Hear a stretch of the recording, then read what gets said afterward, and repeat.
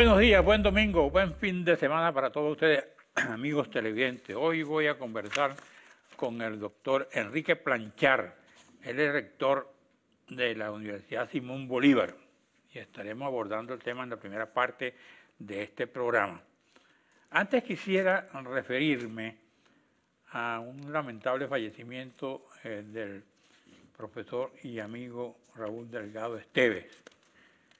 Este fue un venezolano por excelencia, además de un gran músico, profesor, hermano de Miguel Esteves, también mi amigo personal, a quien le transmito mi pésame por ese sensible fallecimiento. Aquí leo que profesores protestaron por la crisis del sector universitario. ¿Esa crisis del sector universitario está afectando a la Universidad Simón Bolívar? Sí, es claro. Bueno, buenas tardes, buenos días a todos. Sí, sin duda que nos está afectando de muchas maneras. Lo peor quizás ha sido la pérdida de talento humano, la cantidad de profesores y algunos estudiantes que se han ido de la universidad. Esto nos afecta, sin embargo, esto es mitigado por el hecho de que muchos de los profesores que se fueron, que son investigadores, están trabajando en centros de investigación científica en otros países muy importantes y siguen colaborando con la universidad, incluso dictando cursos, dirigiendo tesis de posgrado y haciendo investigación con grupos de investigación de la universidad. Esto es posible por la tecnología actual. Aunque un profesor esté en Australia, por ejemplo, puede estar dictando cursos y seminarios en la Universidad Simón Bolívar, que es el caso, por ejemplo, de la profesora Patricia Miloslavich, que actualmente es la directora de un centro oceanográfico mundial sumamente importante. Y ella se fue porque es una bióloga marina muy reconocida internacionalmente. Pero ella continúa dictando cursos y haciendo seminarios y dirigiendo tesis a la universidad. Lo mismo muchos otros profesores que se han ido. El profesor Alejandro Müller, por ejemplo, que está en Bilbao, en España, también colabora con la universidad. Muchos de los profesores que se fueron a Ecuador con el programa Prometeo, que fue un programa muy agresivo, pues que ofrecía sueldos muy buenos y se llevó mucha gente de Venezuela, no solo de la Universidad Simón Bolívar, de todas las universidades. Pero muchos de los que se fueron y están ahorita en Ecuador siguen trabajando con la universidad a distancia, con las tecnologías actuales. ¿Y qué porcentaje cree usted de profesores y estudiantes que se han ido? ¿10%, 5%, 12%? De profesores que se han ido. Ajá. Sí, no, un poco más del 15%. Eso fue, yo diría que como el 30%. ¿De todas las universidades? De todas las universidades. E incluso pues la pérdida de estudiantes es muy grave también. Ahora fíjate, la pérdida de estudiantes se debe a dos factores. Uno, estudiantes que deciden irse del país a seguir sus estudios en otra parte, pero en el caso nuestro, de la Simón Bolívar, es muy frecuente el estudiante que deja los estudios, por lo menos por un tiempo, cree él, para irse a trabajar y apoyar a la familia, porque la situación económica de la familia venezolana es terrible. Entonces necesita que un joven que tiene 19, 20 años coopere y ayude en el mantenimiento de la familia. Entonces muchos de nuestros estudiantes que se han dejado la universidad, ellos la han dejado, piensan ellos momentáneamente, por un año, 2 años, mientras trabajan para ayudar a la familia. El peligro está en que después no puedan regresar, porque una vez que el estudiante empieza a trabajar y a obtener sus propios recursos, le va a costar un poco volver a la vida de estudiante, que sin duda es una vida de más penuria, ¿no? Claro. Y la crisis, y también los profesores se han ido mucho. Yo me he encontrado con mucha gente cuando viajo, se han ido, incluyendo profesores de la Universidad Simón Bolívar. Sí, pero como te digo, en el caso de la Simón Bolívar sí, se han ido muchos profesores, pero también muchos de los profesores que se han ido siguen siendo profesores de la universidad, siguen colaborando con la universidad a distancia. Porque el gran problema que me contaba un profesor, me decía, bueno, Carlos, con esos sueldos que están pagando las universidades venezolanas, incluyendo la Simón Bolívar, ¿cómo vive uno en Caracas? Bueno, el sueldo que paga el gobierno, el profesor universitario es ridículo. Sí, por eso. Es ridículo. No llega el caso del profesor titular a dedicación exclusiva. La máxima escala, el sueldo no llega a $17 al mes. Ajá. 17 dólares al mes es menos de $1 diario. Claro. Eso, pues según los organismos internacionales, es pobreza crítica. De manera que el máximo sueldo que paga Venezuela a sus profesores lo coloca en pobreza crítica. Esto te da una idea de la ceguera del gobierno y la ceguera de las autoridades actuales en Venezuela, que no entienden que una universidad es la mayor fuente de riqueza de un país, porque ya la riqueza no es el petróleo, ni las minas, ni nada de eso. La riqueza es la gente formada, el talento humano. Está clarísimo que países que no tienen ninguna riqueza natural, por el ejemplo de Corea, el ejemplo de Finlandia, muchísimos ejemplos, sin embargo son unas sociedades muy ricas, muy felices, con un grado de desarrollo enorme, porque han logrado desarrollar el talento humano. Y eso se hace en el sistema educativo, se hace en las universidades. Entonces, cuando los gobiernos no apoyan a las universidades, lo que están es sembrando miseria a futuro. Ahora, ¿este gobierno apoya a la Universidad Simón Bolívar? De ninguna manera. ¿Cómo se mantiene la Universidad Simón Bolívar? De ninguna manera. ¿Cómo se mantienen? Fíjate, el gobierno, primero que no existe presupuesto universitario. Eso no existe, eso es una cosa que se acabó hace años. El gobierno nos obliga a proponer cada mes cuál va a ser el gasto de la universidad el mes siguiente. Nosotros incluimos en esa propuesta todo, incluyendo el gasto para investigación, el gasto para la biblioteca, el gasto para laboratorios, todo. Y el gobierno tacha todo eso, y al final lo que da es únicamente sueldos, con esos sueldos miserables que paga, y providencias estudiantiles también deficientes, puesto que los comedores de la universidad los hemos tenido que cerrar porque no llega la alimentación para los estudiantes, y el transporte de la universidad está paralizado porque desde el mes de enero, febrero, marzo y abril, el gobierno no ha pagado nada para el transporte. ¿Y cómo llegan los estudiantes? Bueno, tienen que llegar con colas por sus propios medios. Esto lo que va a conducir es a la privatización de la universidad pública, porque solamente va a poder estudiar estudiantes que tengan los medios para llegar a la universidad, para transportarse y que puedan comer en su casa completo. Muchos de los estudiantes de la Universidad Simón Bolívar, el 80%, depende del transporte universitario y depende de los comedores universitarios. Hay muchachos que si no comen en la universidad, no comen, no tienen que comer. Entonces, esto es lo que se está haciendo. Mira, nosotros hace unos años teníamos 12.000 estudiantes. ¿Ahora tienen cuánto? En este momento tenemos unos 8.000. Casi 30%. 8.000. Pero fíjate, no solo son los estudiantes que se han ido, sino los estudiantes que no son capaces de continuar en la universidad. Porque con el nuevo sistema de asignación de estudiantes a las universidades que inventó la OPSO, la Oficina de Planificación del Sector Universitario, con ese sistema recibimos una cantidad de estudiantes que no tienen la preparación para seguir estudios universitarios. Y están destinados a fracasar y abandonar la universidad porque no pueden. ¿La universidad es gratuita? La universidad es gratuita, claro.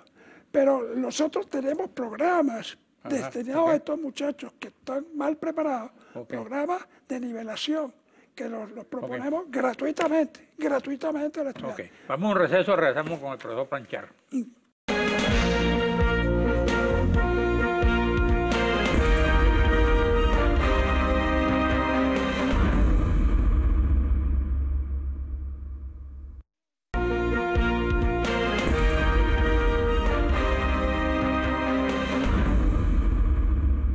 Bueno, conversando con el profesor Enrique Planchar, rector de la Universidad Simón Bolívar. Aquí leo que el Ministerio de Educación Universitaria se compromete a pagar parte de su deuda con la USB, que es la Universidad Simón Bolívar, ¿no?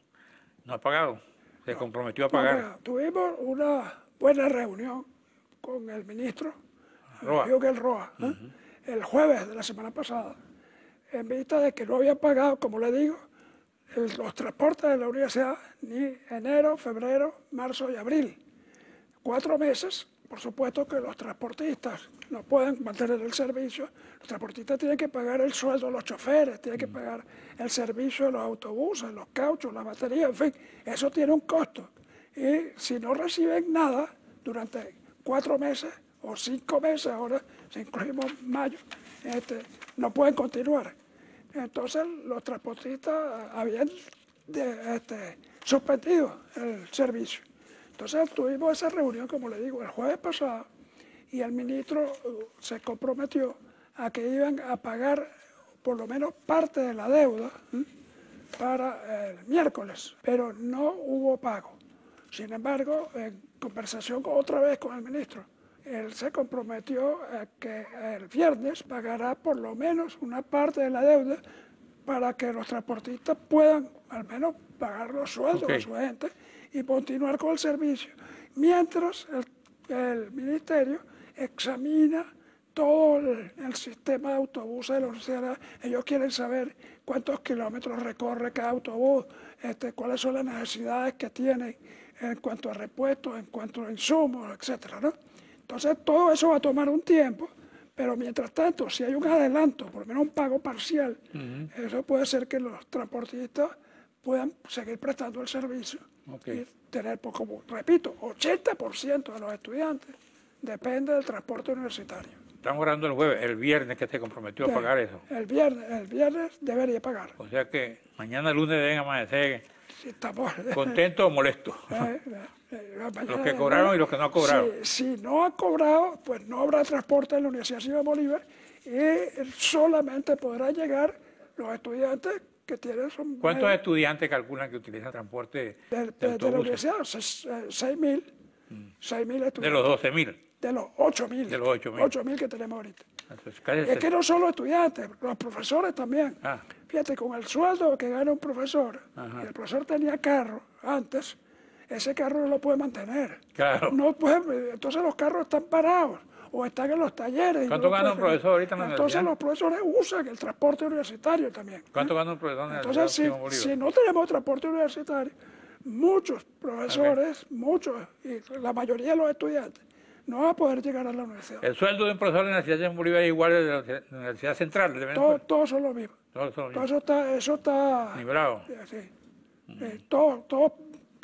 Hay unas tablas que saca el Ministerio de Educación Universitaria. ¿Cuál es el máximo sueldo de un profesor? El máximo sueldo de un profesor, te estoy diciendo, es como $17 al mes. ¿Y el mínimo? $4. $7 dólares. $7 al mes.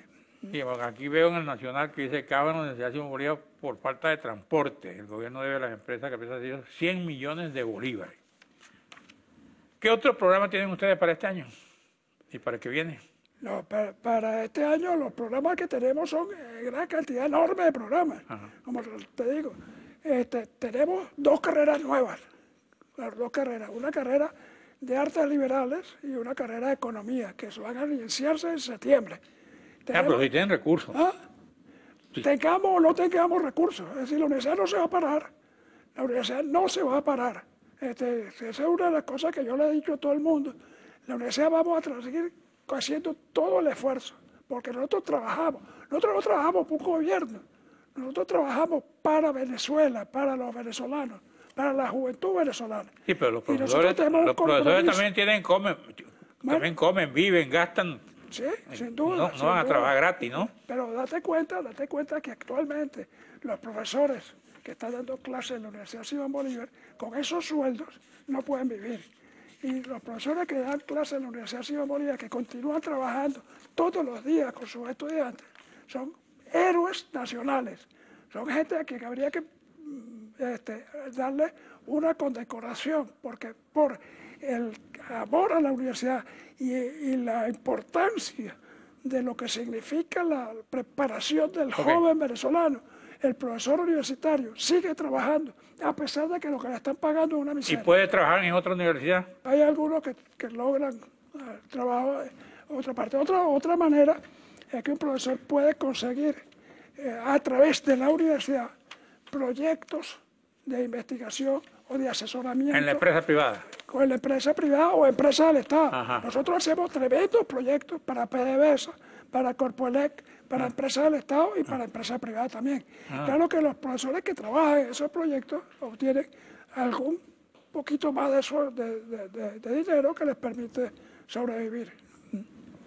Porque aquí dice que el gobierno debe más de 1.000 millones de bolívares a empresas de transporte. ¿Eso es posible? Sí, 1.300 millones de bolívares es lo que debe el gobierno para la época. Es que el transporte de la universidad es 105 autobuses. Date cuenta de lo que es una flota de 105 autobuses que hacen los recorridos desde las 6 de la mañana hasta la noche. Recorridos muchas veces que no solo se quedan en Caracas. Nosotros tenemos rutas de transporte que van a los valles del Tuy, rutas de transporte que llegan hasta La Victoria, rutas de transporte que van a Guarena, Guatire, rutas de transporte que van a Turgua.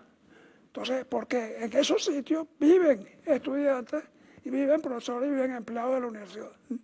Y no hay manera que ellos puedan llegar. Entonces, todo ese sistema de transporte es costosísimo. Te voy a decir algo que parece sorprendente. La universidad gasta más en transporte que en sueldo de los profesores. Porque el sueldo de los profesores, como te digo, es miserable. Y los transportistas, bueno, ellos, a medida que hay la inflación y que aumenta, ellos tienen que aumentar sus costos porque si no, no pueden operar. Entonces, en este momento, la universidad está gastando más dinero en transporte que el sueldo de profesores. Eso es absurdo. En cualquier país del mundo eso es un absurdo. Pero Venezuela es un país donde estamos acostumbrados al absurdo, ¿ya? Un país que está todo patas arriba. Y con lo absurdo se progresa. ¿Ya? Pero ¿Ustedes sienten que están progresando en la Universidad Simón Bolívar? la Universidad Simón Bolívar sí. Sí. ¿Ha mejorado la calidad? Mira, la calidad la hemos mantenido. No ha mejorado, la hemos mantenido. Pero nosotros tenemos diseñando, por ejemplo, un programa para mejorar porque, como te digo, el estudiante que nos está llegando viene muy mal preparado, no es capaz de seguir los estudios universitarios, en su gran mayoría. ¿Y cuántos de esos estudiantes no terminan la carrera o se van a los 2 meses? No, ahorita no te lo podría decir, pero hay una represión enorme de estudiantes en primer año. A esos estudiantes le estamos dando un servicio para que pueda mejorar. Estamos haciendo lo que debería hacer el Ministerio de Educación, no el de Educación Universitaria, el Ministerio de Educación, que dije, la escuela básica, la escuela secundaria, el bachillerato. Nosotros estamos haciendo un trabajo que deberían haberlo hecho ellos, y lo estamos haciendo con alta tecnología. Un programa que se llama MESE. Es un programa de empoderamiento que el estudiante lo puede hacer donde quiera que se encuentre en Venezuela. Puede ser desde el Amazonas, puede ser desde cualquier lugar del interior, pero lo que tiene que tener es conexión, un computador y conexión a Internet. Y a través de ese programa puede prepararse para estudiar en la Universidad Simón Bolívar o en cualquier universidad venezolana. Esto es uso nuevo, uso de las tecnologías al servicio del estudiante venezolano. Poner al estudiante en el siglo XXI. Y eso es lo que estamos haciendo en la universidad. Estamos terminando el programa. ¿Qué otra cosa nos puede decir usted que le interese a la gente escucharlo de sus problemáticas? Lo que yo le puedo decir a la gente que está escuchando es que yo tengo una gran fe en la juventud venezolana. Los conozco, trabajo con ellos todos los días. Tengo una gran fe, sé que son una gente dedicada, extraordinaria, inteligente, capaz, y que dado los recursos que uno le puede poner, van a echar para adelante y van a funcionar. El egresado de la Universidad Simón Bolívar es aceptado en cualquier lugar del mundo. Nosotros tenemos en este momento egresados trabajando en las empresas de tecnología de Corea, de Japón, de Estados Unidos, de Alemania, de cualquier lugar, porque son aceptados y son queridos, porque es una persona muy bien formada. Y no solo formada como técnicos, sino formados como ciudadanos, como ciudadanos venezolanos, con conciencia social, Aquí con hay espíritu crítico.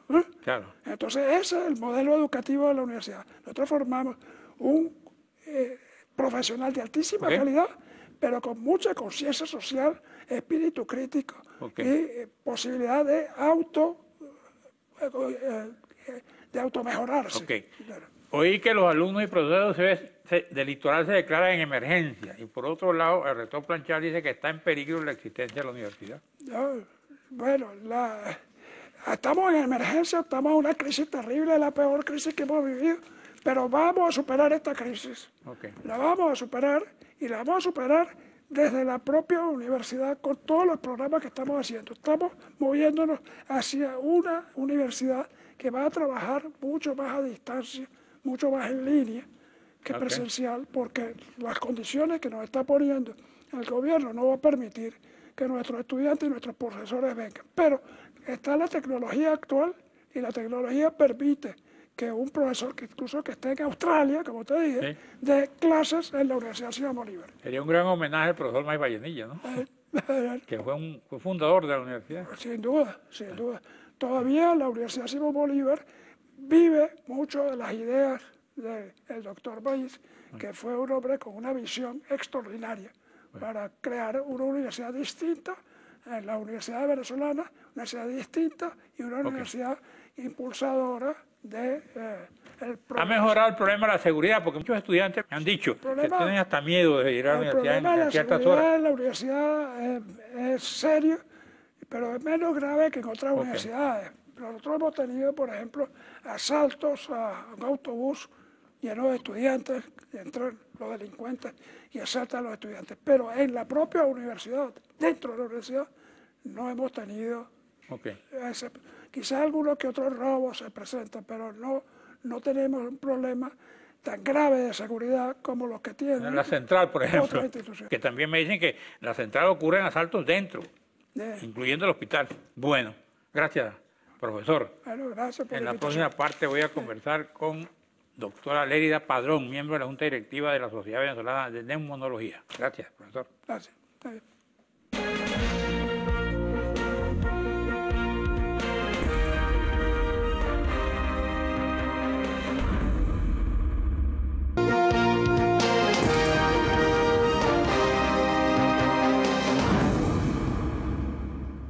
Bueno, voy a conversar con la doctora Lérida Padrón, miembro de la Junta Directiva de la Sociedad Venezolana de Neumonología y Cirugía Torácica. ¿Cómo están las enfermedades de neumonología en este momento, según sus estudios? Las enfermedades neumonológicas tienen una amplia gama. Las más conocidas y las que conoce más la gente es la neumonía, que es una enfermedad infecciosa, la tuberculosis, que es otra enfermedad infecciosa, que los números nos dicen que pareciera que viene en ascenso. ¿Parece o viene en ascenso? Viene en ascenso, sí. Las enfermedades intersticiales, que son enfermedades que afectan el parénquima pulmonar, las enfermedades obstructivas, que son el asma, son las más conocidas del asma, y la enfermedad pulmonar obstructiva crónica, además de fibrosis quística y otras enfermedades que se ven más en los niños. ¿Cuál está ahorita en primer lugar de esa tragedia? Bueno, depende cómo lo veamos, porque podemos hablar que en primer lugar de la tragedia porque están aumentando los números, o en primer lugar de la tragedia porque no hay medicinas.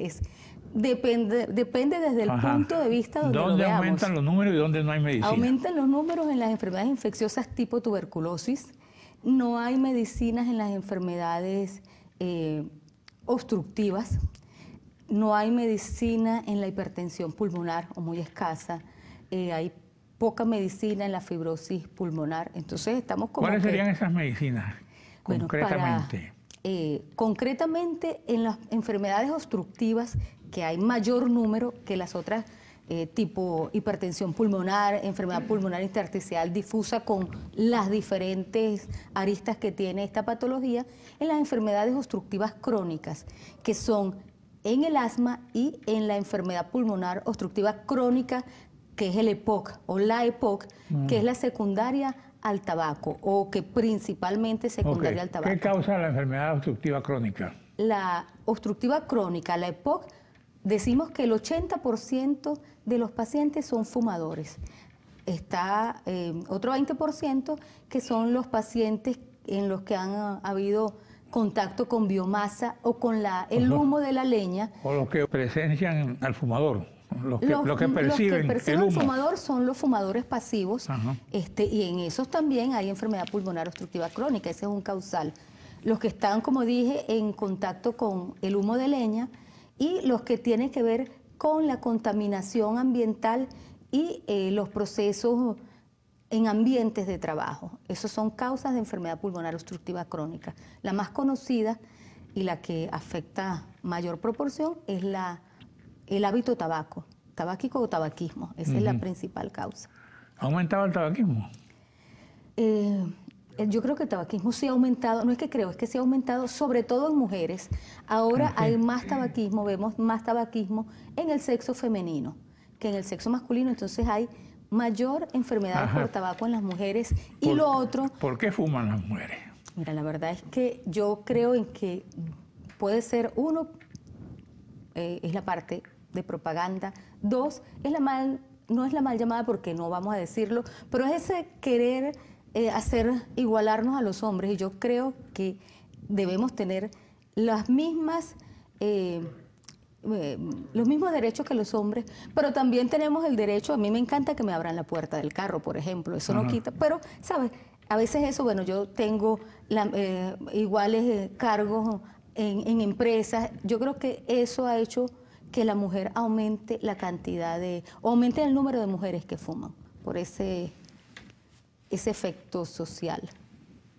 Y naturalmente hay más mujeres enfermas que hombres por el tabaquismo. Lo que pasa es que los hombres siguen fumando más que las mujeres. En números absolutos, sí. O sea, con respecto a la población general, en valores hay más hombres fumando que mujeres. Lo que pasa es que el número de mujeres que fuman ha ido aumentando progresivamente. Aquí dice, no sé si fuiste tú quien dijo esto, las cardiopatías, enfermedades pulmonares y respiratorias, las afectaciones ligadas a la mala calidad del aire. Eso también, eso afecta, eso es lo que acabo de decir, la contaminación ambiental que siempre se ha visto de manera despreciable, sin embargo, la contaminación ambiental está causando muchísimas muertes y mucha enfermedad para el momento Y lo dramático actual. que eso no tiene solución, ¿no? Yo creo que sí tiene solución, pero hay que empeñarse. Tanto los gobiernos como las industrias deberían empeñarse un poquito más en limitar la contaminación ambiental. Bueno, tenemos que ir a un receso y regresamos con la doctora Lérida Padrón.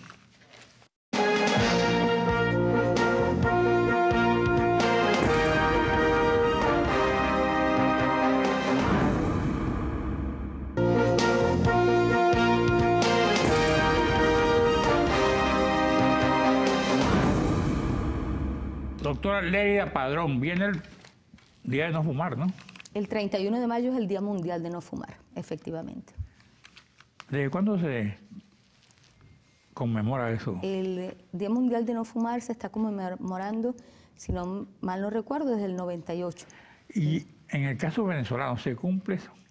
Sí se cumple, o hay bastante, yo creo que se cumple un alto porcentaje, de acuerdo a la resolución gubernamental, de que no se fume en empresas, en sitios cerrados, en restaurantes. Sí se está cumpliendo, sí hay, y gracias a Dios que lo tenemos porque eso ha limitado muchísimo. Sin embargo, yo vengo saliendo ahorita del Hospital Universitario de Caracas y cuando estaba saliendo, digo, aquí huele a cigarro. Y habían 2 personas fumando allí. Les dije, mire, esto es un recinto hospitalario y en este sitio no se puede fumar. Pero sí, yo creo que hay que ampliar más esa norma. Pero es que me dicen que hasta los médicos fuman. Bueno, eso es cierto. No puedo decir que no, hasta los médicos fuman. Hay médicos que fuman, pero sobre todo generaciones anteriores. Los médicos jóvenes están fumando menos. ¿Sí? Sí. Y yo creo que cuando decía que hay que ampliar la restricción, hay universidades, hay campus universitarios a nivel mundial en los que está prohibido fumar. Ideal que se prohibiera fumar en el campus de la Universidad Central de Venezuela. En la Universidad de Harvard, por ejemplo, no se puede fumar en todo el campus universitario. Hay universidades en México donde está prohibido fumar en lo que sea, todo lo que sea universidad. O sea, estaríamos hablando que aquí en Venezuela pues tendría la gente que salir hacia Plaza Venezuela, a las Tres Gracias o a cualquier lado para poder fumar dentro del recinto universitario. Bueno, pero aquí no se cumple nada de eso, ¿no? Aquí no se cumple. Aquí veo que dice que sin broncodilatadores ni esteroides se vive el Día Mundial del Asma en Venezuela. Eso es cierto. El Día Mundial del Asma es el segundo martes de mayo. Y bueno, estamos en una situación crítica, por eso es que le decía, ¿cuál es la peor situación? La que no tiene medicamentos. Hay una severa, y lo digo con propiedad porque conozco, hay un severo déficit de medicamentos en el país, de broncodilatadores y de esteroides. Los broncodilatadores son los que abren el bronquio. Cuando hablamos de una enfermedad pulmonar obstructiva, como es el caso del asma, se cierran los bronquios. Los bronquios son los tubos por donde pasa el aire cuando respiramos. Eso, por diferentes mecanismos, está cerrado porque hay inflamación, porque hay moco y porque el músculo se contrae.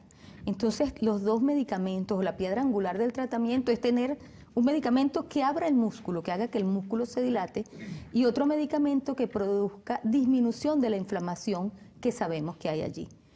Los broncodilatadores hay una severa escasez en el mercado. Y también los esteroides inhalados. Entonces, muchos pacientes tienen que traerlos de fuera, y eso, como sabemos, es en divisas y el costo es a veces inalcanzable. ¿Y esos que fuman cigarrillo electrónico? Bueno, el cigarrillo electrónico a veces se piensa que es como la panacea, y hay muchos pacientes que dicen, dejo el cigarrillo convencional, el tabaco, y voy al cigarrillo electrónico. El cigarrillo electrónico tiene nicotina, de manera que mantiene la adicción. Tiene sustancias que producen inflamación de la vía aérea también, igual que los vapeadores. Entonces estamos viendo personas que migran de una adicción a otra adicción. Claro. Y sobre todo en este momento es preocupante que los jóvenes están usando los cigarrillos electrónicos, que a veces los padres les compran los fulanos vapeadores. No sé si usted ha visto jóvenes que inhalan, tienen como una cartucherita que inhalan y hacen una gran nube de vapor. No es humo, realmente no es humo, es vapor. Eso se conoce que afecta las vías respiratorias. Inclusive hay algunos que no tienen nicotina, que esos son realmente los vapeadores, pero tienen sustancias saborizantes. Y como piensan que el sabor lo usamos para, todo lo que da sabor se usa inclusive para comer, que en la vía aérea no tiene ninguna alteración. ¿Cuáles son los síntomas de la obstructiva crónica? La obstructiva crónica produce sensación de pecho apretado, sensación de falta de aire, pitos en el pecho, cansancio al caminar, te cansas cuando haces actividades de la vida cotidiana. Inclusive los pacientes más afectados tienen disnea o cansancio hasta para bañarse, para subir 3 o 4 escalones. Esos son los síntomas principales: tos y expectoración crónica en un fumador. En alguien que se cansa nos hace pensar que está padeciendo de POC, que es la enfermedad pulmonar obstructiva crónica.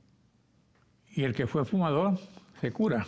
El que fue fumador tiene posibilidades de que, pasando el tiempo, si no hubo afectación desde el punto de vista funcional, después de cierto tiempo, se dice que después, por ejemplo, de 10 años, disminuye el riesgo cardiovascular a como si no hubiese fumado nunca, la función pulmonar alcanza sus valores normales. Eso en el caso de los pacientes en los que no hubo afección.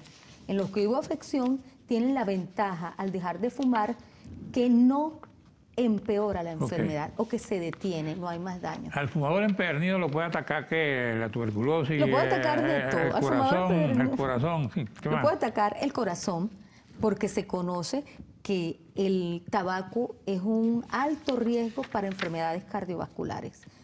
Pueden tener infartos, pueden tener aneurismas, pueden tener enfermedad vascular cerebral, lo que era antes conocido como ACV y ahora hablamos que es SB, enfermedad pulmonar obstructiva crónica, cáncer de pulmón, cáncer de vejiga. O sea, ¿El cáncer de pulmón está muy profundizado en Venezuela? Sí, hay cáncer de pulmón en el país y lamentándolo mucho, pues con mucha frecuencia hacemos diagnósticos, porque recordemos que el cáncer no duele. ¿Es una muerte segura?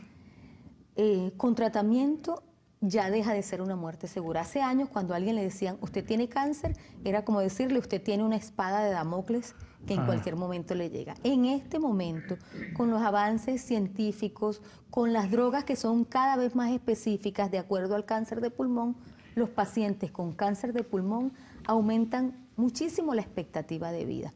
Inclusive en este momento, un paciente con cáncer de pulmón y una metástasis a distancia, por ejemplo, una metástasis cerebral, se puede operar y mejoramos muchísimo su pronóstico, su calidad de vida y su expectativa de vida.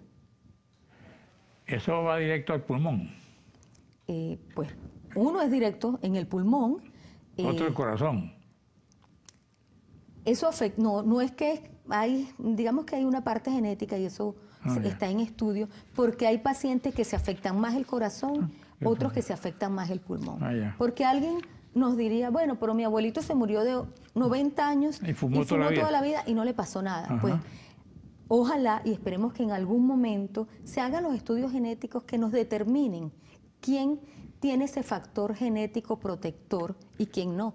Porque hay gente que fumando mucho menos desarrolla cáncer de pulmón o desarrolla enfermedad. O no fumando también. O no fumando también y puede desarrollar enfermedad cardiovascular. Entonces, yo creo que definitivamente debe haber algún factor genético que protege al paciente que fuma o algunos que fuman que no desarrollan enfermedades. Sí, por ejemplo, pero estamos hablando de una minoría. Yo tenía una persona, un amigo que fumaba mucho, le decía, oye, pero estás fumando mucho tabaco. Y yo, bueno, ¿y qué pasa? ¿No? Bueno, pues te vas a enfermarme, ¿no? Pues fulano no fumaba y se murió del corazón. Sí, son expresiones que vemos con frecuencia. Sí. Dice, enfermos de tuberculosis pueden contagiar a 15 personas en un año. Eso es cierto. Si no reciben tratamiento, un enfermo de tuberculosis puede contagiar a 15 personas, eso es lo que Hablando de eso, la asistencia al enfermo de tuberculosis, ¿qué tal en Venezuela? Lo de los hospitales, por ejemplo. Bueno, el algodonal, otros tipos de hospitales. Sí hay asistencia y sí se está haciendo diagnóstico. Nosotros seguimos con el diagnóstico por esputo y por radiología. Esos son nuestras bases, nuestros pilares diagnósticos.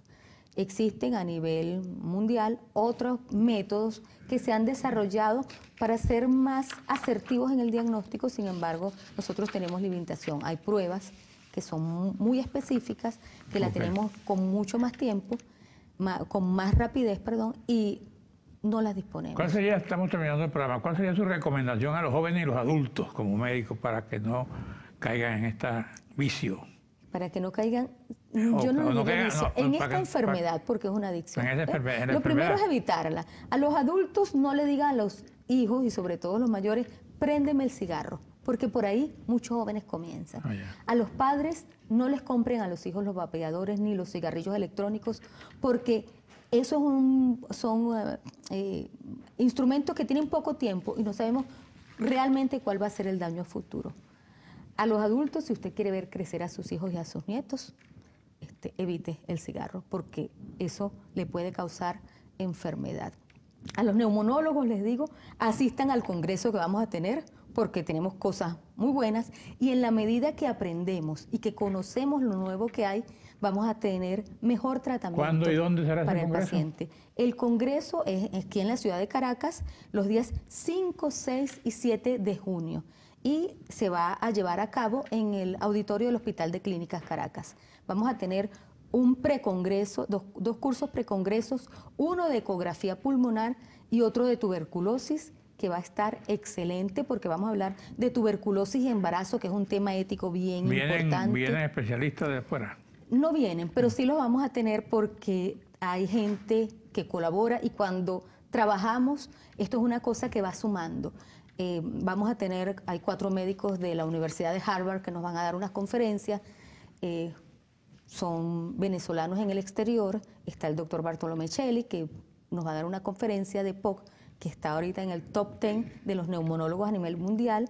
Vamos a tener unos médicos de Colombia que nos van a colaborar con videoconferencias. Las facultades de medicina aquí tienen suficientes recursos para atender las necesidades de un proceso neumonológico o para producir fórmulas que nos ayuden a mejorar la situación.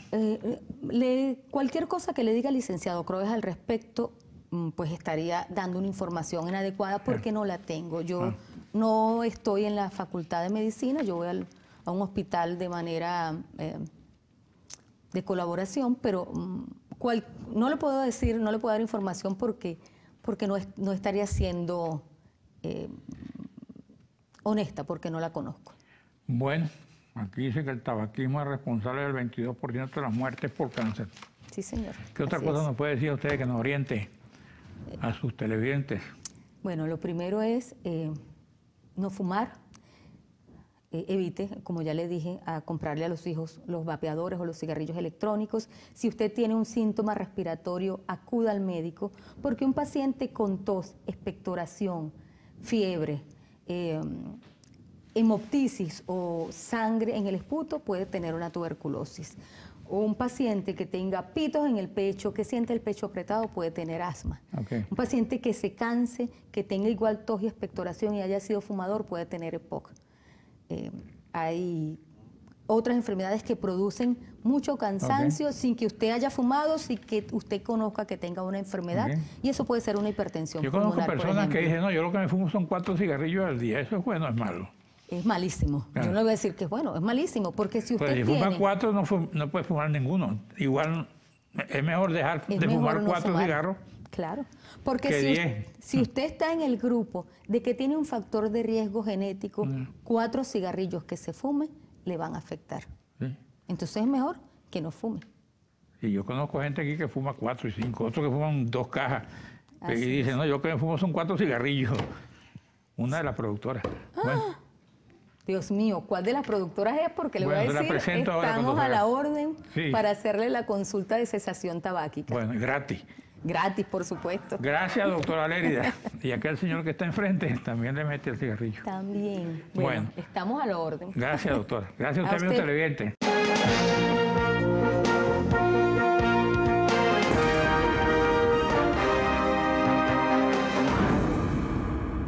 Bueno, ahora estoy en esta última parte del programa con William Dávila, diputado de la Asamblea Nacional por el Estado de Mérida. Buenos días, señor Dávila. Carlos. ¿Cómo está Mérida, chico? Sin luz, sin agua, sin gasolina. El problema grave ahorita es la gasolina, de verdad. No es una cuestión de Mérida. Sí, cómo no. Y la preocupación total es que todo está paralizado, ¿no? Y eso nos va a tener sus consecuencias nacionales, porque la producción el transporte de hortalizas, de bailadores, de los pueblos del páramo, de los pueblos del sur, que aquí se abastecen mucho los mercados, el mercado aquí en Caracas, va a tener su efecto negativo, porque no hay transporte, no hay gasolina, la gente no tiene cómo poner gasolina. Son colas de 4 y 5 y 6 días, Carlos. Eso no es mentira lo que estoy diciendo. Eso es una tragedia que estamos viviendo en Mérida. Para no decir los Andes en general. ¿Cómo vive entonces la gente del Estado? No, mira, se acabó la comodidad de agarrar tu vehículo para ir al trabajo. Es a pie, es agarrando colas, por decir así como se señalaba antes. Ya tú no encuentras lo que quieres comprar, sino lo que existe. Y lo que existe es muy caro, entonces el dinero no te alcanza. La comida se te pudre porque se te va la luz un día.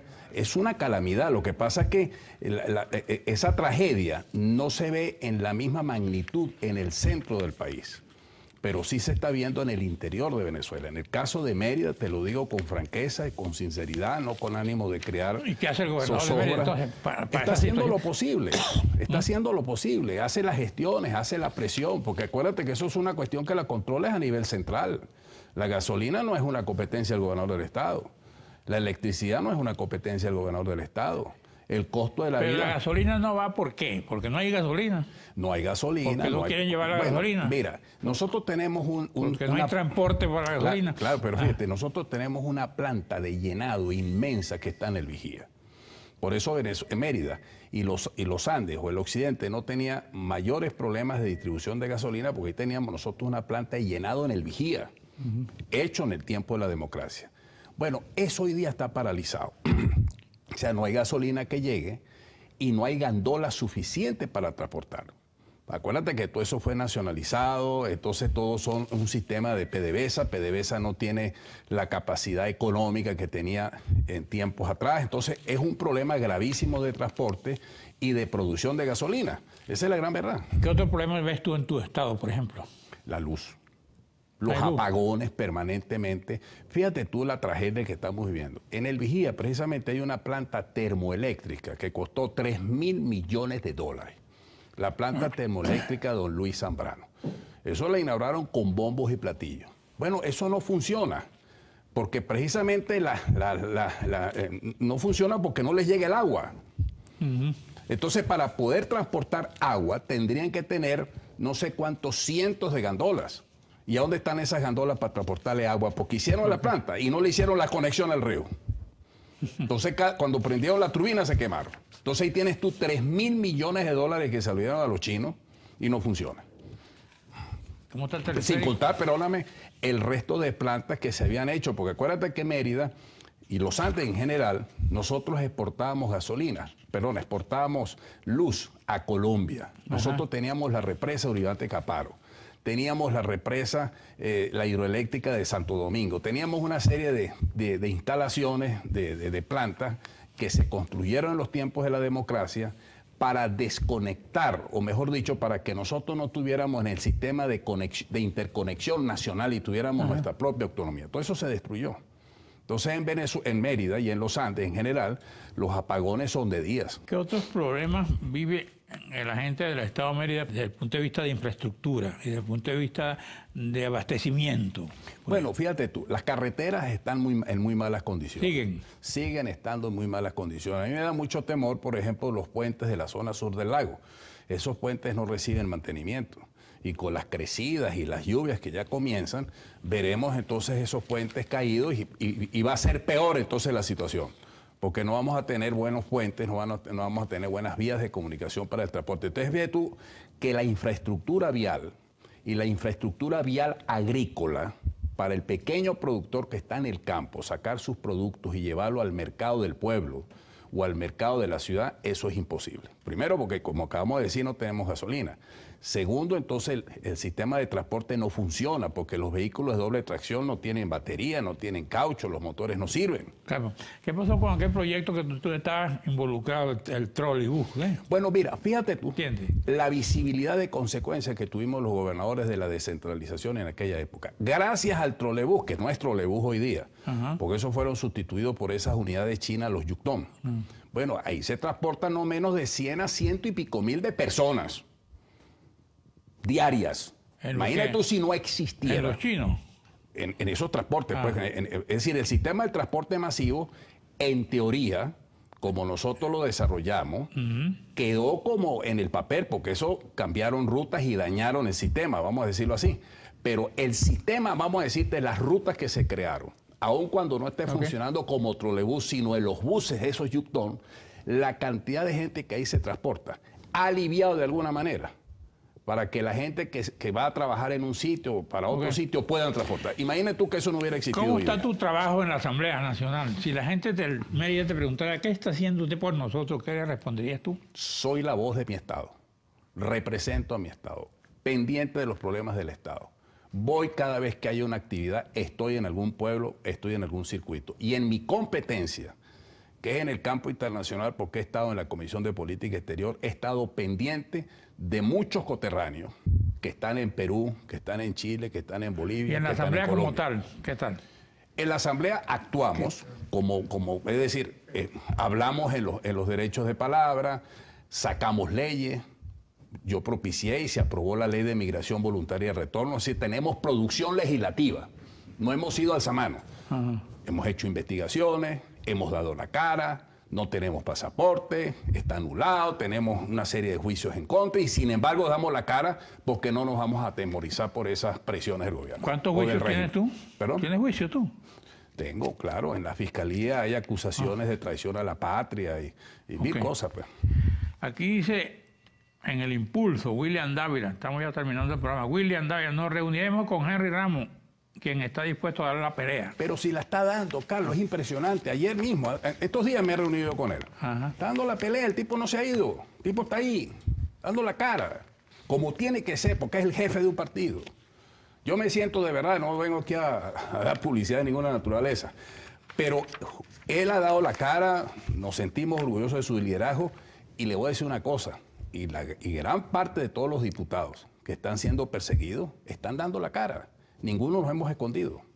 Ninguno hemos cedido en nuestras acciones y en nuestras actividades parlamentarias y políticas. Bueno, ¿qué otra cosa nos quiere decir? Mucha fe, mucha esperanza, tenemos que seguir luchando, mucha unidad. Nada de ser pesimista en este momento. Hay que ser optimistas todo el tiempo y tener mucha fe y disciplina. ¿Cuál razón darías tú a la gente para sentirte optimista? Que todo ha ido avanzando. Si nosotros nos ponemos a ver la situación lo más...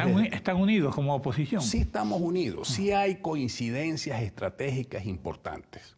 Yo creo que en este momento el liderazgo que nosotros tenemos, que es Juan Guaidó, ha unificado la oposición, ha dado la cara, no se ha quedado encerrado en las cuatro paredes de la Asamblea Nacional y ha logrado el apoyo de más de 60 países, de organizaciones internacionales fundamentales. Hemos instalado un discurso, Carlos, que es muy importante y que ha concitado el apoyo de la comunidad internacional, que es el discurso de los derechos humanos. Aquí veo en el Universal, oposición a 8 curules de perder la Asamblea Nacional. Pero ¿cómo la vamos a perder? Dice aquí en el Universal. Perdóneme, pero esa es una equivocación o esa es una información que yo no la comparto, porque nosotros no la podemos perder. Son 112 curules.